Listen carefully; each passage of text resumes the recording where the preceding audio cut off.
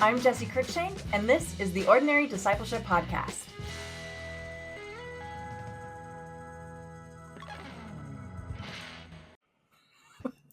Hey everybody, welcome to the Ordinary Discipleship Podcast. My name is Chris. I'm here with the one and only Jacob and the smartest person in the room, Jessie. Jessie, we are talking about trauma today, and every human being has gone through, I think you can agree with this, every human being's gone through traumatic experiences.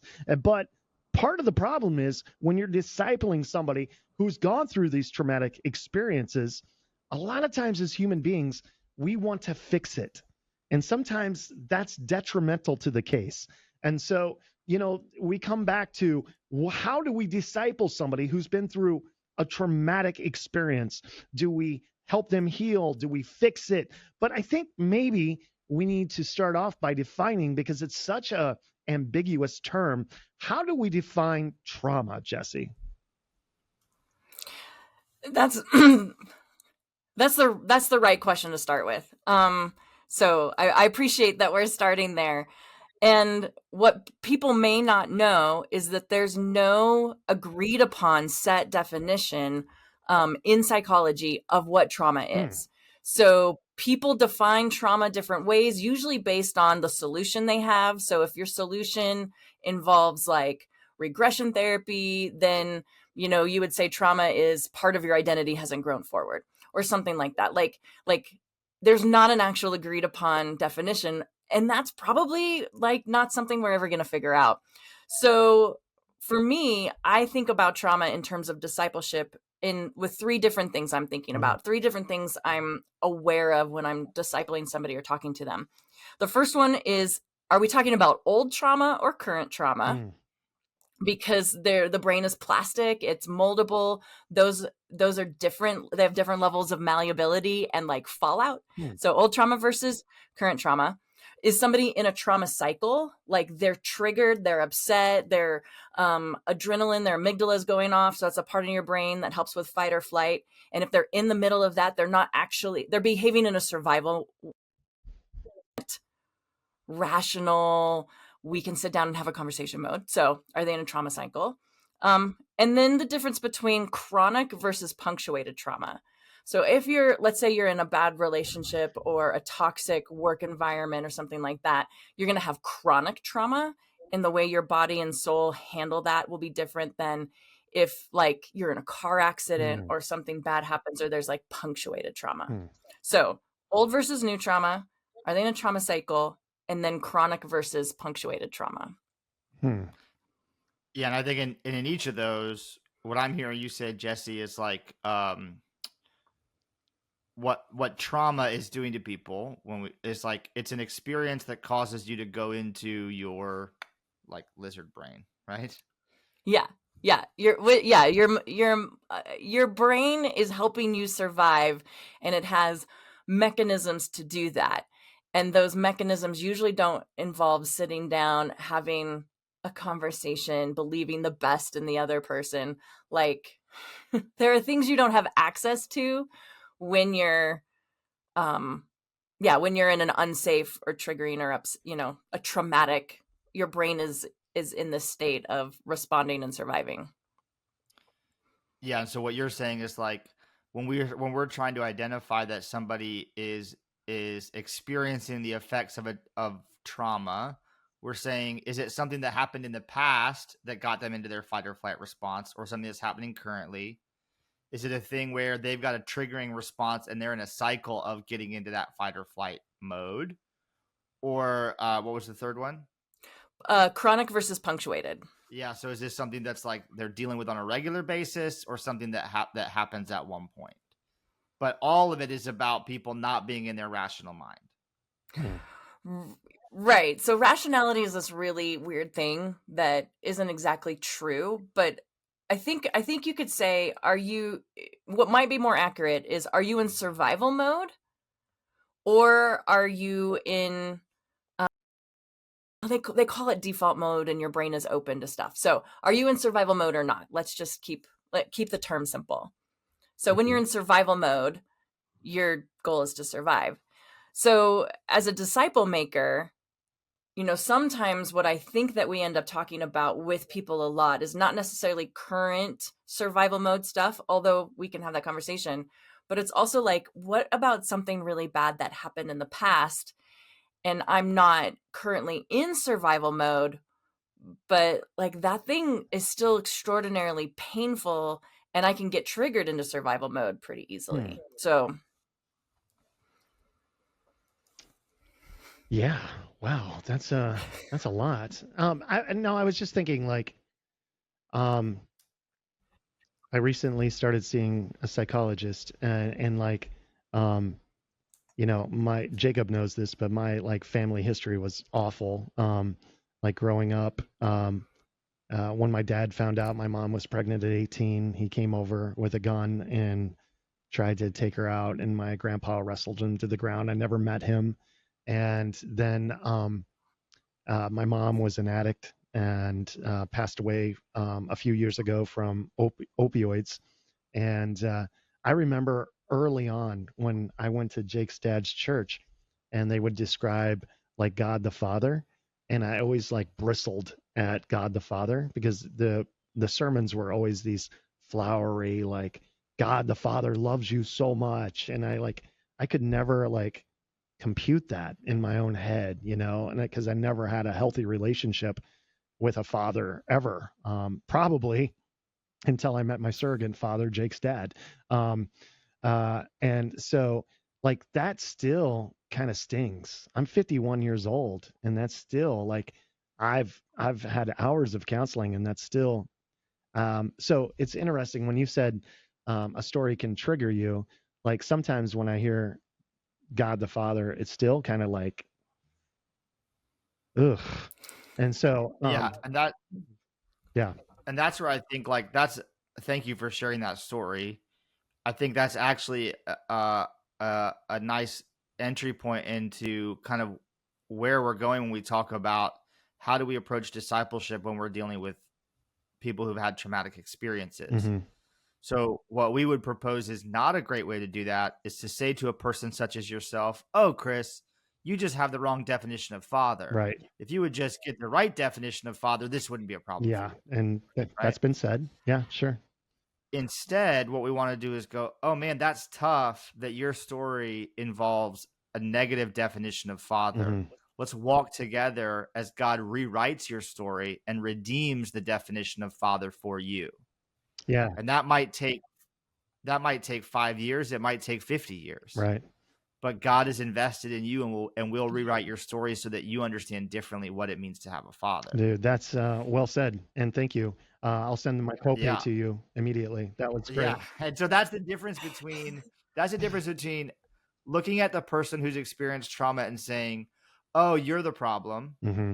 and let's just fix you." Right. To the second way I talked about it was like, no, what we're gonna do is we're gonna help you redeem that experience and exchange it for an edifying experience. That's really well said. And I think a lot of times though, the go-to for a human being is let's fix this, let's correct it, as opposed to like kind of getting in the situation with the human being, because that's messy and it's tough, right? And yeah. Anyway. and I think it's always about reorienting us to the goal of what does God want here? What is God's good and perfect will? It's not that you suddenly are like poof magically better about your relationship with your dad and the word and the whole concept of fatherness. Like, but it's actually, for me, I think it's that in spite of your experience, you're brave enough and willing to connect with God when he's in a paternal or father, nature. Because, God actually doesn't have a gender. So, but that those gender aspects that we can apply things, those are projection, and they reveal stuff in our heart. So God's goal is actually healing and connection, not that we aren't upset anymore. Yeah. Now that may be the goal of the people around us, because our being upset is inconvenient. Now they have to think about their words. Now they actually have to like meet us where we are. But but God's goal is healing and wholeness, and that your identity and your heart is restored, and it is just much more nurturing of a goal than fixing you. Well, So I'm sorry, I didn't mean to interrupt. no, go I ahead. This is your story. I just remember like early on, like going to Jacob's dad's church, and then like, being this infant Christian, right? And I didn't grow up in a Christian home at all. In fact, we never talked about Jesus. And I remember early on, like, reading through the small catechism in the Lutheran faith, and seeing like the 10 Commandments and saying, honor your father and mother. And I was like, how the heck do I do that? Like, what does that mean? Like, honestly, God, you know what I went through. You heard me when I was crying out to you when I was 8 years old. And now I'm supposed to honor this dude who like wanted us dead. Like, that's tough. And I know that's a longer session, and we had not prepared that I was going to throw everything out at Jessie and Jacob right now. But I mean, if we're talking about trauma, but I think like I have a back of the napkin definition for honor, which is to say of somebody what God says of them. And you and I may have had this conversation before, but I don't know. So in that case, it's like if I've got a father who was toxic or absent, which I don't, but that's the situation we're talking about, right? Correct. That maybe you did. And so like, well, what does God say about your dad? I don't think that we have a God who says about your dad, he was a dirty rascal scoundrel and there was nothing good in him. Right. Rather, I think we have a God who says, man, that was a guy who was dealt a tough hand, had a tough life, and made some bad choices. Sure. And his bad choices affected you negatively. So in that case, honoring your father is saying what God says of him, which notice what we just did there was, and this is where I wanted to get to, we reauthored the narrative. We told the story in a different way. And so what we did was we took one story, a terrible man and there's nothing good in him, and we replaced it with another story, a guy who had a tough time and made some bad choices that affected you negatively. We took one story and reauthored it in light of God's perspective. And that's actually, that's the how-to of redemption in our life, is that we take one, God takes our story and gives us back another one. And in that new story, we find a different way to live. Yeah, that makes sense. Because discipling, like when you're coming through trauma, and I have a lot of trauma in my background. I score 7 out of 10 on the ACE, the Adverse Childhood Experiences, which most people probably wouldn't guess about me. But I've been in therapy for 20 years. So y'all, therapy works. But when we're walking through this, it is about identity change. It is about a different narrative about us. It is about a different narrative about the people in our lives, and seeing and having that come into alignment with who God says that we are. And, this is, so one of the ways is that this can be talked about in some aspects of our society is moving from being a victim to a survivor. I mean, that's a journey and it's painful. And yes, like that's true, but it doesn't erase what happened. It doesn't erase the situation. It's not gaslighting. That's something else. But it is aligning with God's narrative, which is still part of reality. It's just actually a more complete reality. It's a more whole reality. Yeah. And for whatever reason, it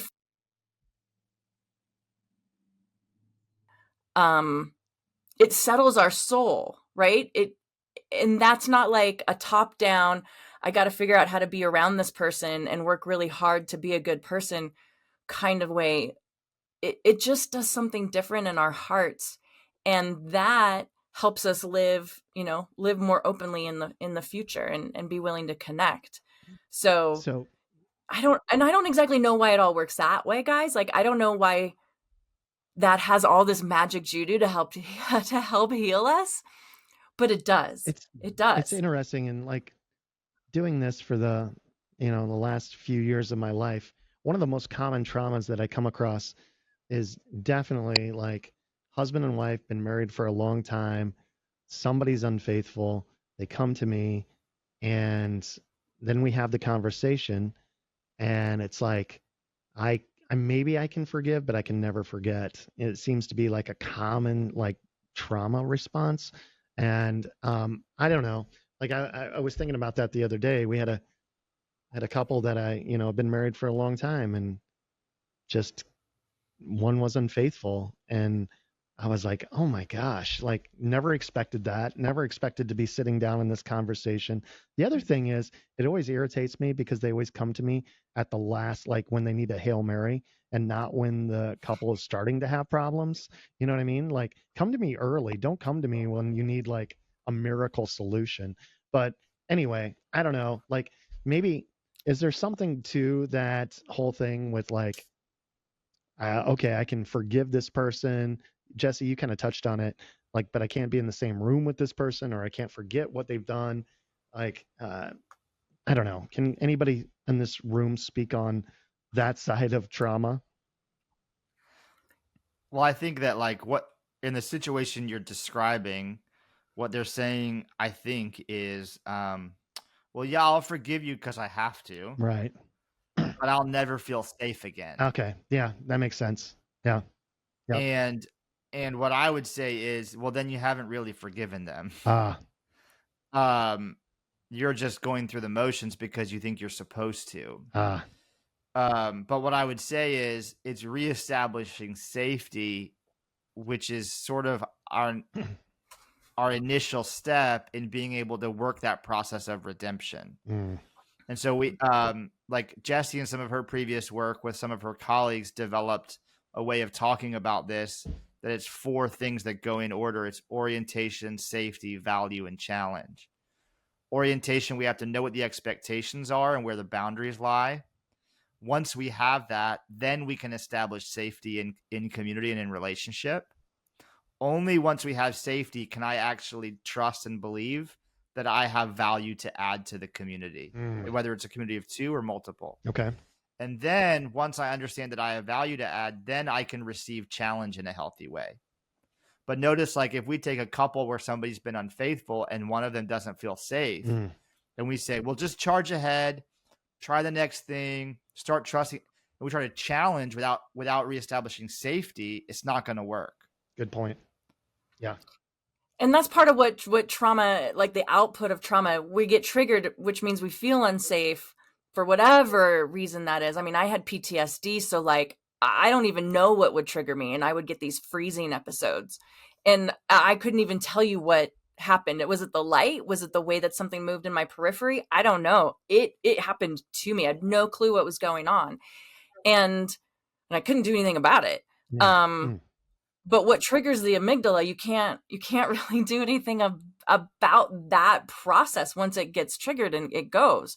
So that orientation, that talking about, what do I need? What do I don't want?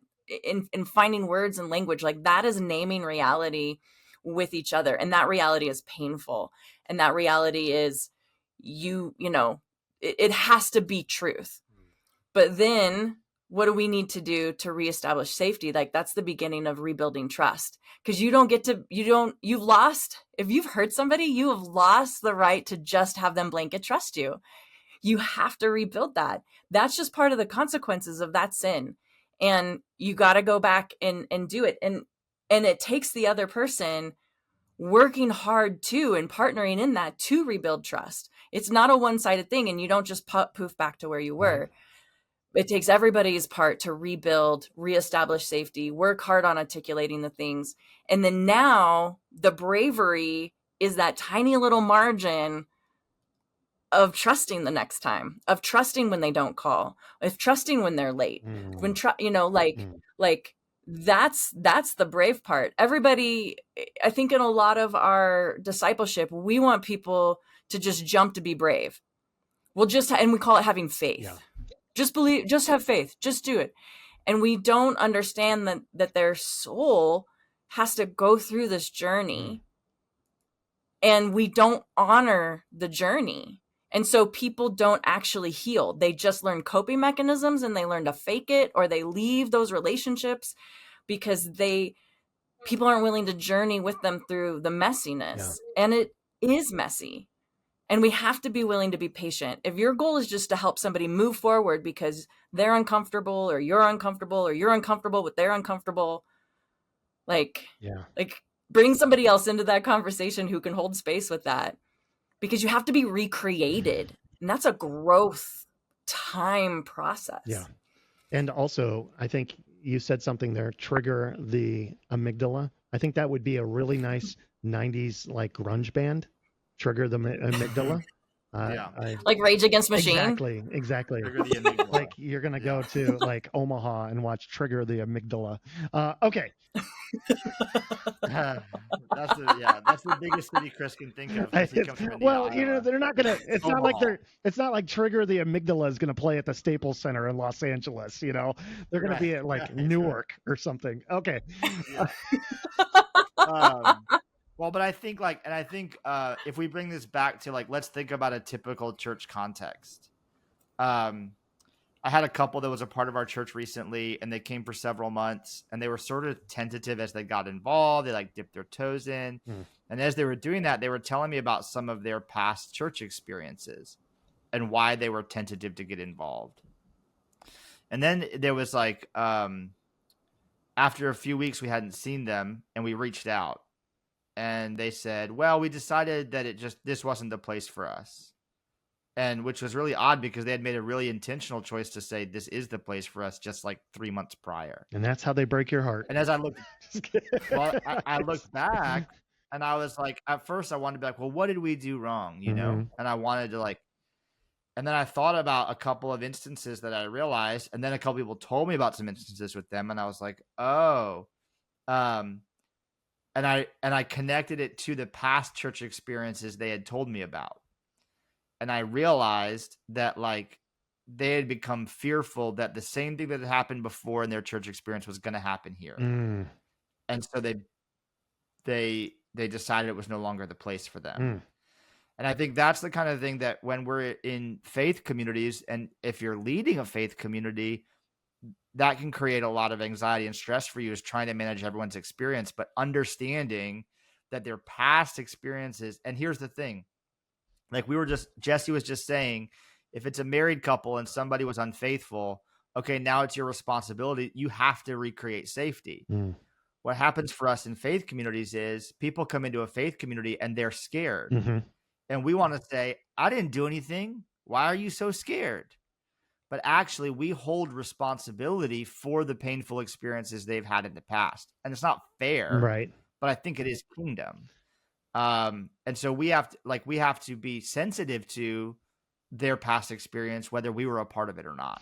But you know what? Like, think about, and I know that we've all been involved in church work for a long time, but think about the last time you walked into a church for the first time, how intimidating that is, especially if it's not a mega church, right? Like if it's church with like 30, 40, 50, 60 people in it, like that's intimidating because everybody's like already got their friends and you're walking in and you're like, ugh. And if you've had a previous bad experience, then you're walking into a small to medium church, like totally get that. And it's not on you as a pastor, but it's also makes our job very hard, you know, because you have to create situations where you have safe spaces and they're sometimes judging you on your 20-minute sermon and the people around you. It's tough. It's really tough. And I also think about like, it's probably not the pastor that's going to cause the experience that will bother them. It's the people in the congregation. But the answer to that is not, let's walk on eggshells. The answer to that is not, let's only allow them to talk to each other when they pass the peace, because that's all I can trust anybody to do without triggering anybody. Like, or let's have the most perfect greeter team so that they, you know, so that, which would just be another version of walking on eggshells. So going to that to control the environment so that nobody gets hurt or nobody gets triggered is not the answer, because that's impossible, y'all. Like you're going to crush everybody's soul and you're not going to actually achieve it because somebody came in there and they were triggered by the soul crushing control. So the answer has to be like, who are we together? We are a people who bring up when we're uncomfortable, raise our hand. We're people who listen to and honor the stories of one another. We're a people who lay down our right to live in an unself-aware way We're going to lay that down so that we can meet other people where they are, and we can be conscientious because we serve a God who meets us where we are, right? So, the inconvenience of humanity, well, that's kind of the opposite of the kingdom, right? The kingdom is human. It is only humans. The kingdom is people. And you can't have a kingdom of God without the people. So, so as a person in these faith communities, we talk about who we are together, what we do here, and you just keep saying it over and over and over again. And maybe the 10th time, people will start to believe it and allow themselves to be seen a little more. And then you're just always cleaning up the mess. And we'll talk about that at a different time because that's a whole topic. Right. But the trauma-informed discipleship in my heart is that we're at least self-aware that other people have lived every day of their life before they met you. And some of that sucked. Yeah. And some of that was very scarring and pain. And if we get the opportunity that they show us those wounds, then we also have the privilege to pray the healing of heaven over them, because out of that is actually what comes anointing. Jesus left this planet with scars. We're leaving this planet with scars, and there's an anointing and a power from heaven in the scar. So it's not that the trauma never happens. It's not that we just erase and forget it and we remove it from our mind. The answer is that it becomes something that gives glory to God, because now it's powerful. And what the enemy tried to harm us with becomes our greatest weapon against him. That is what we hope to do in trauma-informed discipleship. Preach, girl, preach. That was fantastic. And that's how you end a podcast right there, ladies and gentlemen. Thank you so much for joining us. This has been by far, I guess, thank you for the therapy session, Jacob and Jessie. I appreciate that. Send me a bill. We'll bill you. Yeah, I was going to say, send me a bill. And this has been the Ordinary Disciple podcast. If you guys found this to be helpful, please, wherever you listen to your podcast, go and review and rate us 5 stars. It helps other people to get this information. And I think a lot of people, I think all of us have gone through some traumatic events, and I hope you found this helpful. Jessie and Jacob, where can people find out more about what you guys are doing? You can always touch base with us at whoology.co, WHOOLOGY.co. See what we're offering, see what we're putting out into the world. And we've got some things you can just take on the website. We've got other opportunities, man. We're always doing stuff. So check us out. Jessie, you go out and you speak to churches too, right? You go and do this stuff and help churches all around the world, don't you? Yep. I travel about 50% of the time, and I cap it at 50%. Yeah. So I book about a year out in that travel to help, but because I have to sustain myself. But yeah, it's one of my privileges is to help other people. Gotcha. And if they want to book you, they can do that through Whoology? You can fill out a form and reach me to book me. I got you. So yeah, but no, can't just jump on my calendar because it's full. Gotcha. All right, guys. Thank you so much for joining us for the Ordinary Discipleship podcast. God bless you guys. We hope this has helped, and we'll see you next time. Bye-bye. Thank you for listening to the Ordinary Discipleship podcast. You can check out more at whoology.co.